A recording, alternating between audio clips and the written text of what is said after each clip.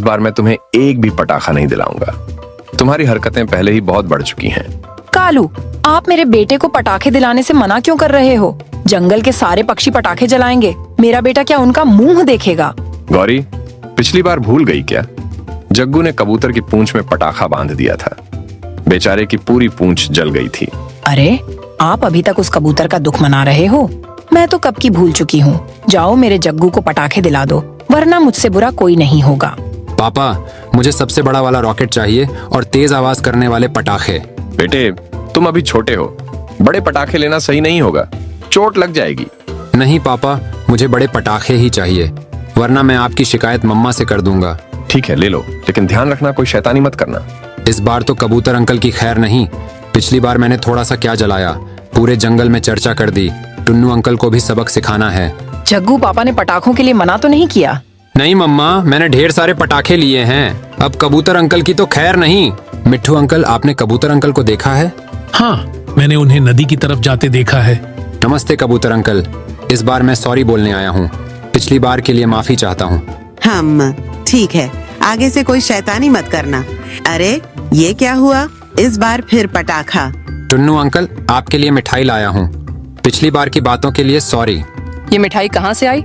जग्गू ने दी है, लगता है सुधर गया है। अरे धमाका, फिर वहीं पटाखा। अरे, तुम दोनों भी घायल हो गए। गौरी का बेटा जग्गू कभी सुधरेगा नहीं। हा हा, देखा, सबके मुंह एक जैसे फूटे हैं। गौरी, तुम्हारा बेटा बहुत बड़ी शैतानी कर रहा है।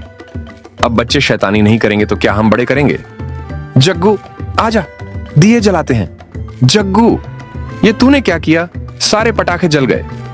गौरी, अब समझ आई उन तीनों को भी कितनी चोट लगी होगी। अब मैं समझ गई कि बच्चों को शैतानी सिखाने के बजाय अच्छी बातें सिखानी चाहिए।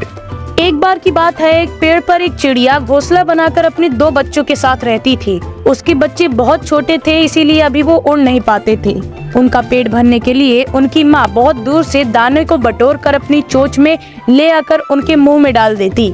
इसी प्रकार से उन 2 बच्चों का पेट भरता था। पहले उनकी माँ सुबह जाकर दाना लाती, अपने बच्चों का पेट भरती, उसके बाद दोपहर में, उसके बाद शाम को, और फिर शाम को दोबारा जाकर रात के लिए कुछ दाना बटोर कर अपने घोंसले में रखती। इस भाग दौड़ में चिड़िया पूरी तरह से थक जाती थी, इसीलिए इनकी दिनचर्या ये थी कि ये शाम को अपने बच्चे को उड़ना सिखाती थी और दोपहर में अपने बच्चों के साथ सोती थी, ताकि उसकी थकान दूर हो सके। ऐसा कई महीनों तक चलता गया और एक दिन ऐसा आया जब वो दोनों चूजे बड़े हो गए। लेकिन उनकी माँ, वो दयालु चिड़िया, धीरे धीरे कर बुढ़ी हो गई। इसीलिए उसने अपने दोनों बच्चों से कहा कि बेटा, अब मैं बूढ़ी हो चुकी हूँ, अब तुम दोनों को ये जिम्मेदारी देती हूँ कि तुम मेरे लिए घोंसले में खाना लेकर आओगे, मैं उसे खाऊंगी और फिर ही तुम अपना पेट भरोगे। लेकिन उस चिड़िया के वो दोनों बच्चे तो बचपन से ही आलसी होते गए थे, क्योंकि उनकी माँ ने हमेशा दाने लाकर उन्हें घोंसले में दिए और उन्होंने आराम से उन्हें खा लिया। उन्होंने उस दाने को पाने के लिए कोई परिश्रम नहीं किया। इसीलिए अब वो उड़ना जानने के बावजूद भी उड़ना नहीं चाहते थे और अपनी माँ से उन्होंने कहा कि माँ, आप तो खामखा इतना परिश्रम करती थी हमारे लिए दाना लाने के लिए।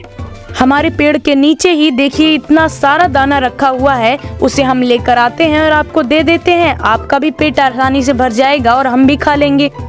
तब उनकी माँ ये बात अपने बच्चों को बताती हैं कि बेटा, अपनी जिंदगी में जो भी काम आपको आसान लगे वो हर दम गलत ही होता है और उसका परिणाम हर दम आपको बुरा ही मिलेगा।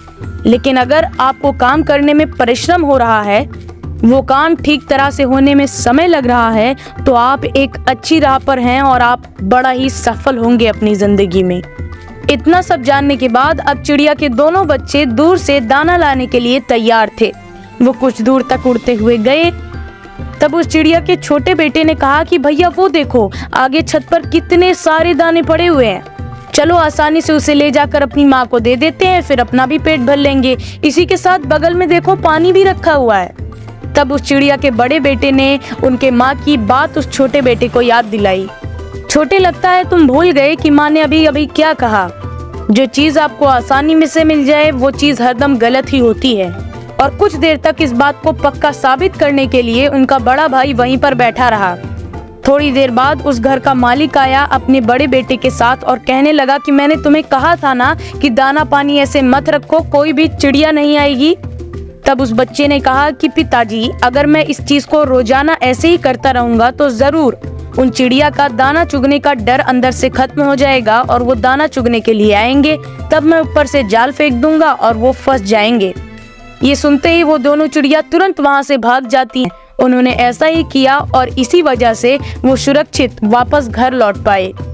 दोस्तों, इस कहानी से हमें ये सीख मिलती है कि कभी भी काम चोरी करने के लिए हमें सरल रास्ता नहीं अपनाना चाहिए, क्योंकि उसका हमें गलत ही परिणाम मिलता है।